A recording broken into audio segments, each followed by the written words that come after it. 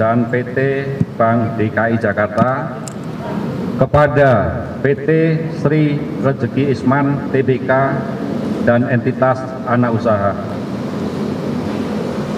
bahwa berdasarkan dengan alat bukti yang sudah kami peroleh, antara lain yaitu keterangan saksi, tadi sudah disampaikan Pak Kapus Penkum, kurang lebih sebanyak 175 saksi dan ahli, serta surat yaitu dokumen terkait dengan proses kredit ini tentunya yang telah dilakukan penyitaan oleh tim penyidik.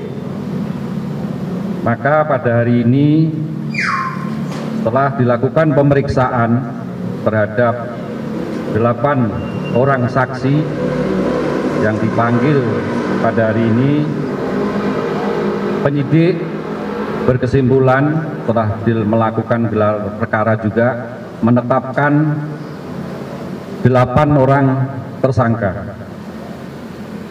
Ke-8 tersangka tersebut, yang pertama AMS selaku Direktur Keuangan PT Sritek periode 2006-2023. Yang kedua BFW selaku Direktur Kredit UMKM merangkap Direktur Keuangan pada PT Bank DKI Jakarta tahun 2019 sampai dengan tahun 2022. Yang ketiga PS selaku Direktur Teknologi dan Operasional PT Bank DKI Jakarta periode 2015 sampai dengan 2021.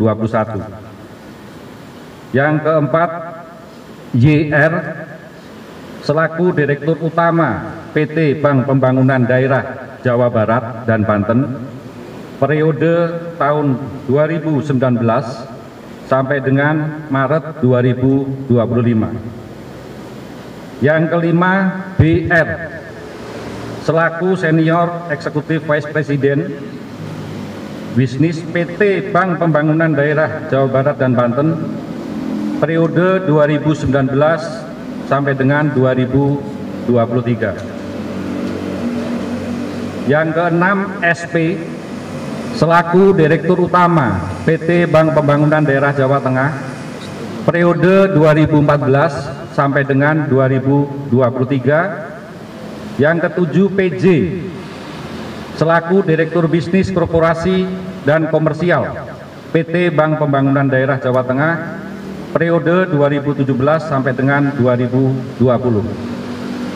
Dan yang terakhir ke-8 SD selaku Kepala Divisi Bisnis Korporasi dan Komersial PT Bank Pembangunan Daerah Jawa Tengah periode 2018 sampai dengan 2020. Kami perlu sampaikan juga peran para tersangka, yaitu untuk AMS sebagai penanggung jawab keuangan perusahaan termasuk dalam memproses kredit di pihak perbankan. Yang kedua, menandatangani permohonan kredit pada Bank DKI Jakarta, memproses permohonan pencairan kredit dengan underlying berupa invoice fiktif, menggunakan uang pencairan kredit dari Bank DKI Jakarta tidak sesuai peruntukannya, yaitu dalam pengajuan kredit ini adalah modal kerja, tetapi menggunakan uang pencairan tersebut untuk melunasi hutang MTN atau medium term note. Yang kedua, tersangka BFB selaku pejabat pemegang kewenangan memutus kredit bertanggung jawab atas keputusan kredit, yaitu terkait dengan memorandum analisa kredit dalam proses kredit ini.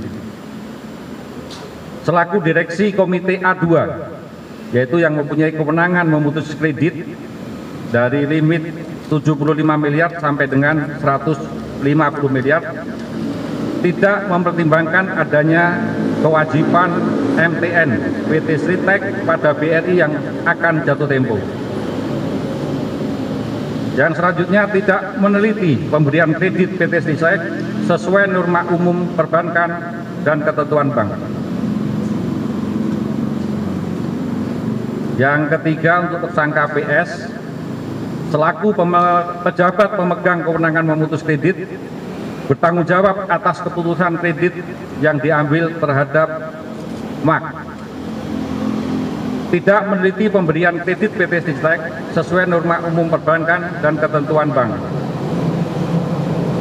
Memutus kredit PT Sristek dengan fasilitas jaminan umum tanpa kebendaan, walaupun PT Sristek tidak termasuk kategori debitur prima. Yang keempat, tersangka YR, yaitu merupakan komite kredit pemutus tingkat pertama, memutuskan untuk memberikan penambahan plafon kepada PT Sri Rezeki Isman sebesar 350 miliar rupiah, walaupun ia mengetahui dalam rapat komite kredit pengusul MAK menyampaikan bahwa PT Sristek dalam laporan keuangannya tidak mencantumkan kredit existing sebesar 200 miliar rupiah. Tersangka BR, yaitu selaku komite kredit kantor pusat 4, memiliki kewenangan untuk memutus kredit modal kerja 200 miliar, tidak melaksanakan tugas dan tanggung jawab sebagai komite kredit sesuai dengan prinsip 5C.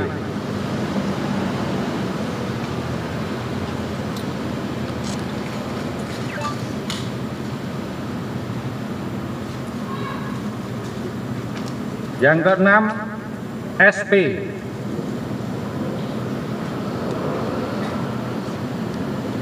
yaitu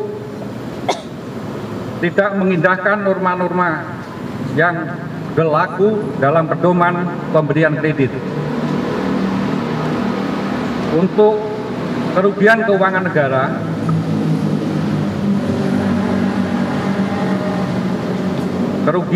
dari pemberian kredit ini kepada 3 bank itu kurang lebih sebesar 1.088.850.808.028 rupiah, yang saat ini tentunya masih dalam proses penghitungan kerugian keuangan negara oleh BPKRI.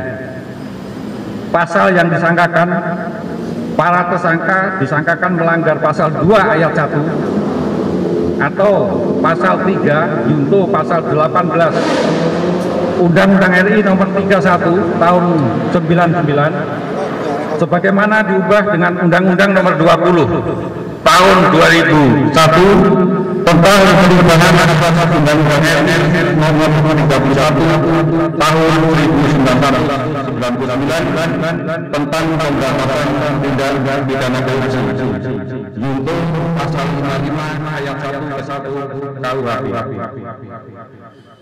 Selanjutnya, untuk kepentingan penyidikan, tim penyidik memandang perlu untuk melakukan penahanan terhadap para tersangka, yaitu tersangka AMS dilakukan penahanan rutan selama 2 hari ke depan di Rutan Salemba Cabang Kejaksaan Negeri Jakarta Selatan. Yang kedua, tersangka BR dilakukan penahanan di Rutan Salemba Cabang Kejaksaan Negeri Jakarta Selatan. Yang ketiga, tersangka BFB dilakukan penahanan rutan bertempat di Rutan Salemba.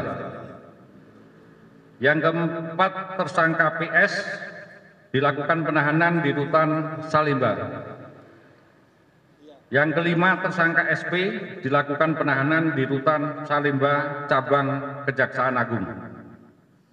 Yang keenam, tersangka PJ dilakukan penahanan rutan di Rutan Salemba Cabang Kejaksaan Agung. Yang kedelapan, terhadap tersangka YR, ini salah satu tersangka dari 8 tadi, dilakukan penahanan kota karena kondisi kesehatannya yang tidak memungkinkan. Demikian penyampaian kami. Wassalamualaikum warahmatullahi wabarakatuh. Salam, Om Santi, Santi, Santi, Om. Rekan-rekan